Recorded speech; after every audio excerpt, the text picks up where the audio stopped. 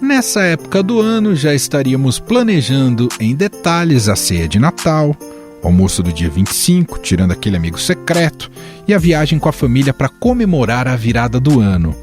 Mas 2020 nos trouxe a pandemia e com ela a impossibilidade daquela aglomeração que tanto gostamos.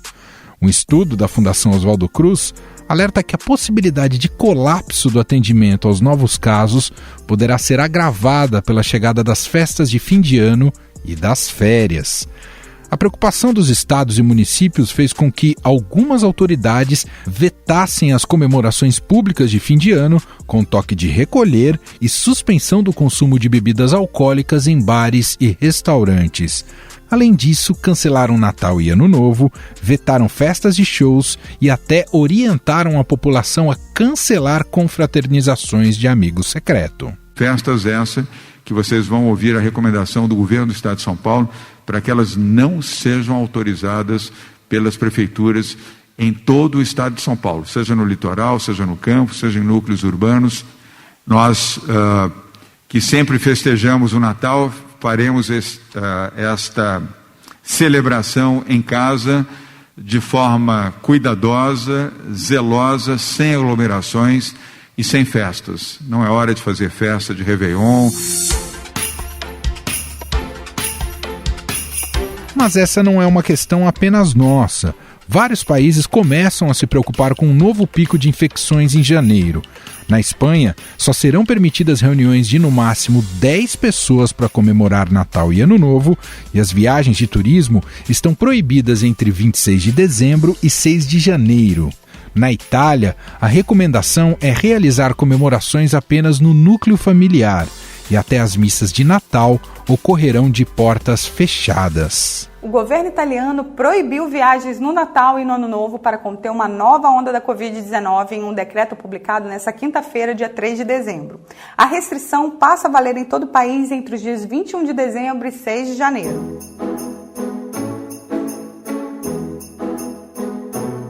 A Organização Mundial da Saúde solicitou que sejam evitadas aglomerações durante as festas e chegou a pedir que as pessoas não se abracem. A OMS afirma que os encontros de Natal e Réveillon devem ser vistos com cautela para que não se tornem eventos de transmissão da Covid-19.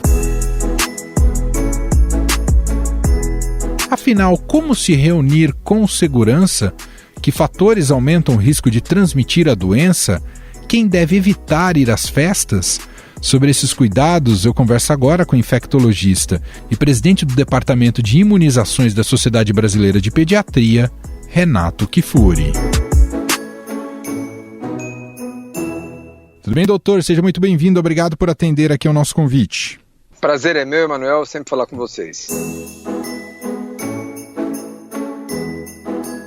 Doutor, estamos aí às vésperas das comemorações de fim de ano, tradicionais comemorações de Natal e Réveillon, e que naturalmente sempre promovem reuniões, principalmente reuniões familiares e entre amigos.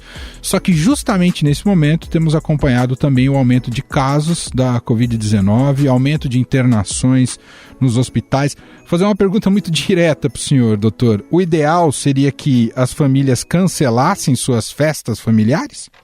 Olha, Manuel, sem dúvida você descreveu bem. Nós estamos num momento, além de uma epidemia, de uma pandemia sem precedentes, num momento de incremento do número de casos, uma curva de ascensão da epidemia. Já passamos por este momento no começo dela, já recuamos em algum momento, estávamos em franco descenso, e agora novamente estamos apresentando o aumento de casos. Então não é hora, infelizmente, de termos confraternizações, de termos aglomerações, além do nosso núcleo familiar. Então a sugestão que a gente dá como infectologistas, como preocupado com esse aumento de casos, é que os núcleos familiares sejam mantidos, Então, se você tem contato dentro da sua casa, você já convive com as pessoas que estão com você, você mantenha, organize sua festa. Se for o caso de ter confraternização com outras pessoas, um pai, uma mãe, um parente, seja o menor número possível de pessoas. As pessoas que convivem fora, que têm relacionamentos pessoais fora do âmbito familiar, devem manter cuidados especiais em termos de uso de máscara e distanciamento, e para que esse risco seja minimizado. Lembrar sempre que risco zero não existe, então quanto menor for esse risco, é melhor para todos nós, especialmente quando falamos de populações mais vulneráveis, né? Sem dúvida.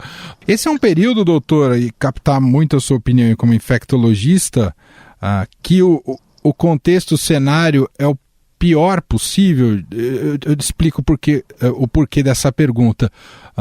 Justamente porque haja uma retomada da economia, as pessoas já não estão mais em quarentena em casa, ou boa parte delas já não está mais em quarentena em casa, há circulação de pessoas pela cidade, há uma percepção de que ninguém aguenta mais seguir protocolos tão rígidos e, ao mesmo tempo, os casos voltam a aumentar, a ter internações, casos para efeito de sistema de saúde, de tratamento. Nesse momento do Brasil, a gente vive um cenário talvez mais preocupante do que do início da pandemia? Em relação a esse momento atual da epidemia, você tem toda a razão, Emanuel, porque nós estamos em momentos semelhantes, com número de casos semelhantes, de abril, maio do ano, quando nós decidimos ou optamos para fazer uma quarentena muito mais rígida do que nós estamos fazendo hoje. Fechamento de bares, escolas, shopping centers, comércio, e nós hoje, a população toda tem muita dificuldade de retroceder nessas medidas que foram tão duras para todos nós, para a educação, para as crianças, para a saúde mental de todos, para a economia como um todo. Então nós hoje temos que aprender com essas lições que tivemos em relação ao primeiro momento e nos proteger melhor. Nós demoramos, por exemplo, para aprender o papel que as máscaras têm no controle da transmissão, do distanciamento social. O tratamento, nós aprendemos muito a lidar com esses pacientes graves em terapia intensiva. A mortalidade nessa segunda onda é muito menor em todos os lugares do mundo, não é só no Brasil, não. Então nós tínhamos pouca habilidade, pouca prática de tratar esses pacientes graves. Hoje já sabemos como lidar com eles melhor nas terapias intensivas. Então, a despeito de nós termos um número de casos em ascensão, felizmente, a mortalidade até esse momento não vem acompanhando os níveis que a gente vinha assistindo no primeiro momento. Então esse é o momento de voltarmos a refazer e recapitular tudo aquilo que nós fizemos. Vamos manter a distância, vamos manter a lavagem de mãos, vamos manter o uso de máscara, aglomerações jamais, né? A gente viu cenas infelizmente tristes de praias, de shows, de festas, de baladas, que são inadmissíveis no momento de pandemia, né? Você pode relaxar algumas medidas que são essenciais, o comércio, o emprego, mas a aglomeração desnecessária, realmente isso é inadmissível nesse momento. Doutor, te fazer uma pergunta para aqueles que já tiveram a Covid-19 e conseguiram se recuperar. Essas pessoas, elas devem se preocupar com reinfecção. Isso é uma realidade que pode atingir a todos em larga escala. Gostaria de ouvir o senhor sobre isso. E 2, essas pessoas, elas podem transmitir o vírus tanto quanto alguém que não foi contaminado pelo coronavírus, doutor? Olha, Manuel, respondendo primeiro a questão da reinfecção, são muito raros os casos de reinfecção hoje em dia. Até porque nós temos uma epidemia de pouco tempo, de curta duração até o momento. Então, as pessoas que foram infectadas em março, abril, maio, no começo da pandemia, ainda guardam alguma memória imunológica, ou seja, o nosso sistema imune está preparado para se defender de outras exposições. Por isso que, normalmente, a gente vê, num pequeno intervalo de tempo, poucos casos de reinfecções. Existe, mas isso é pontual, é desprezível frente ao número de casos que nós temos no planeta. Mas o número de casos que nós temos de reinfecções é mínimo perto do número de casos que a gente ou da possibilidade de reinfecção que teria. Então esse é um fato. Existe, mas neste momento, frente ainda ao curto intervalo que nós temos entre os indivíduos infectados e o momento, é pouco provável que nós tenhamos muitos quadros de reinfecção, o que não garante a proteção a longo prazo. Outro fator é a questão da transmissão que você perguntou. Os vírus respiratórios, eles transmitem nas pessoas que estão doentes, ou nas pessoas que estão infectadas com o vírus reproduzindo. Então, quem já teve Covid-19 não transmite. Ele não adoece, ele não se infecta e ele não transmite na grande maioria das vezes. Mas aí você vai falar, Emanuel, mas então para que eu vou usar máscara, manter lavagem de mãos, manter longe das pessoas? É uma questão de comportamento, né? Nós vivemos em coletividade. Ninguém vai sair na rua com uma placa escrita eu já tive, ou minha sorologia é positiva, ou eu já peguei. Então as pessoas, o comportamento de um interfere no comportamento de outro. Então ao usar máscara, além de ser um respeito àqueles que estão ao seu redor, que não sabem se você teve ou não, ele obviamente previne inclusive outras doenças respiratórias que não a Covid-19. Então, o nosso aconselhamento é que a gente não relaxe essas medidas, tanto para a prevenção de outras doenças nas pessoas que já tiveram Covid, como para um exemplo de cidadania para a coletividade, para que seja um incentivo para todos usarem. Doutor, te fazer uma última pergunta com relação ao timing da doença.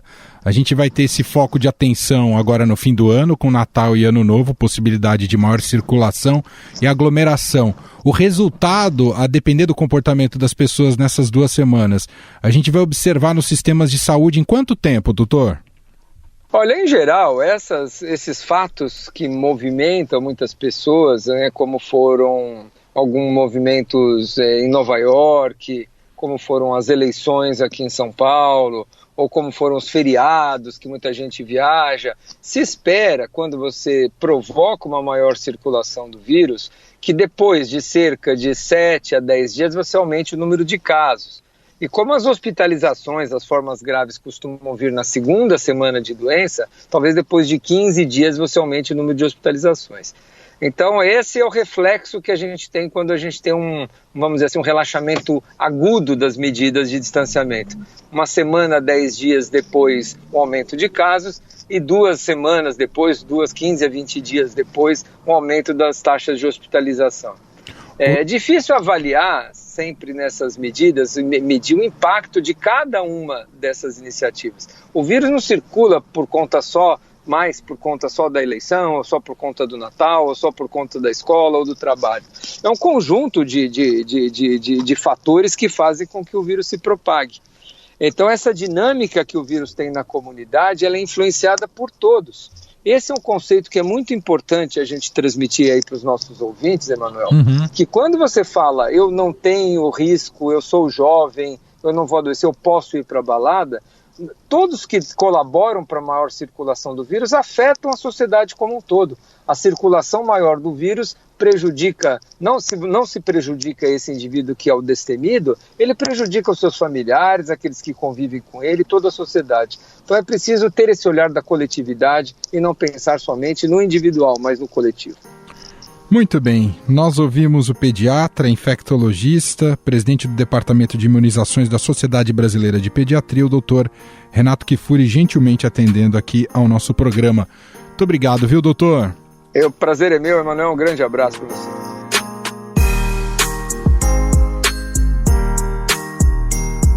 Mesmo com um quadro preocupante apresentado, muitas pessoas resolveram pegar a estrada nesse fim de ano. A viagem está garantida, com certeza. Já estou me programando para isso aí. A rede hoteleira nas cidades litorâneas e hotéis fazendas devem registrar a ocupação máxima permitida pelos municípios nos últimos dias de 2020, segundo a expectativa da Associação Brasileira de Indústria de Hotéis. Em geral, a capacidade limite é de 60% a 70% das vagas. Que nós possamos subir aí pelo menos para 80% a possibilidade da capacidade dos hotéis durante esse período aí do Réveillon. De acordo com a Viajanet, agência de viagens online, os destinos nacionais correspondem a 85,6% das buscas da empresa. Cidades no Nordeste se destacam como as preferidas dos brasileiros para o fim do ano. Para o infectologista Renato Kifuri, o grande problema são os transportes coletivos, que se tornam gargalos de contaminação. Sem dúvida, o transporte é um grande gargalo, seja aqui na rotina do trabalho diário, ou mesmo nas férias, nas viagens de turismo. Claro que, como o nome já diz, o transporte coletivo, ele é coletivo e pressupõe quase sempre a falta do distanciamento. O distanciamento é um dos requisitos básicos de redução do risco de transmissão. Então, dentro de aeronaves, dentro de navios, dentro de trens ou dentro de ônibus, o risco de transmissão é muito maior do que ao ar livre ou ainda no carro de uma família dentro de um veículo próprio. Então, volto a dizer, qualquer atividade envolve algum grau de risco, Emanuel. Então, você pode minimizar o risco? Claro, vai no aeroporto, fica longe das pessoas, usa uma máscara, não toque muito em superfícies, lave sempre as mãos, use o álcool gel, não lave a mão ao rosto. Isso tudo reduz bastante o risco de transmissão. Mas precisamos estar atentos. Quem quer, de alguma maneira, precisa ou deve viajar nessa época, deve ter um cuidado redobrado. Se for possível viajar no seu próprio carro, é melhor. Se precisar usar um transporte coletivo, esse coletivo deve, as regras de distanciamento, de uso de máscara, de lavagem de mãos, devem ser obedecidas na medida do possível, com o maior rigor possível. Muito bem, nós ouvimos o pediatra, infectologista, presidente do Departamento de Imunizações da Sociedade Brasileira de Pediatria, o doutor Renato Kifuri, gentilmente atendendo aqui ao nosso programa. Muito obrigado, viu, doutor? O prazer é meu, Emanuel, um grande abraço para você.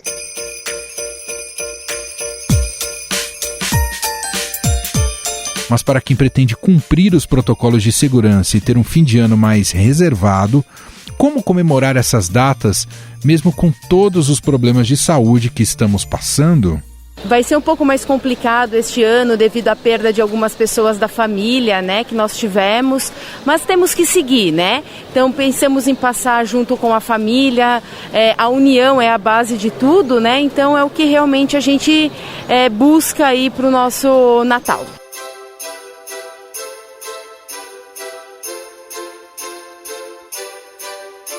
Para Leonardo Goldberg, doutor em psicologia pelo Instituto de Psicologia da USP, será um momento mais de reflexão do que de comemoração. Essa celebração de final de ano, o Brasil vive, né, uma das sociedades mais sincréticas em relação à religião do mundo. E o Ano Novo é muito importante para o brasileiro. Talvez seja o país que mais celebra de forma, eu diria que até excessivamente alegre, assim, essa passagem. Eu acho que esse ano a gente vai ter que incorporar ou cooptar a ideia de que há de ser uma reflexão muito mais, né, do que um ódio à vida. Então, eu acho esse traço, assim, muito feliz da gente colocar mais como reflexão do que como celebração de final de ano. E para aqueles que perderam entes queridos, justamente esse momento, né, de poder se juntar, de poder ter uma comunhão, né, com os familiares, poder trocar ideia, poder conversar, nem que as pessoas façam, né, por Skype, pelas redes, por telefone, e aqueles que se encontrarem também de poder comunhar e de poder fazer um apelo à vida nesse momento, né?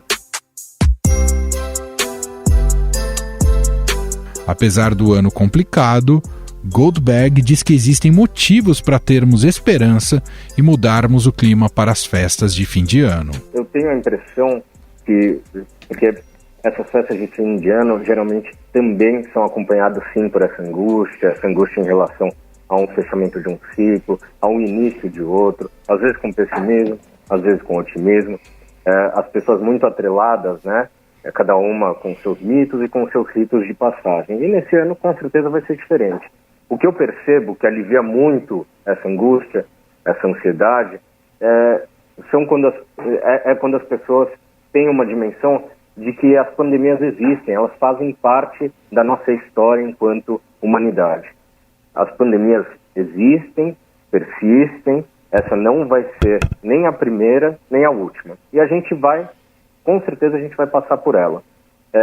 A questão é conseguir manter, né, os vínculos, conseguir manter os vínculos com aqueles que a pessoa ama e ter uma dimensão para esvaziar um pouco o pessimismo, sabe? Você pega desde a peste negra até muito mais recentemente, né? A gripe espanhola, devastaram a humanidade e de alguma forma demoraram muito tempo, né, para a gente se reaver enquanto sociedade. Levaram muito mais mortos do que essa peste. Então, hoje a gente tem, né, mecanismos e dispositivos amparados na medicina e na ciência moderna que sim refrearam a coisa, mais do que refrearam, em praticamente um período de 1 ano a gente já está lidando e a gente já está escutando sobre vacina. Se você for pensar isso, enquanto humanidade, se você for pensar, isso é motivo para a gente ter muita esperança, mas muita esperança. É algo inconcebível e impensável há 50, 100, a 200 anos atrás. Estadão Notícias.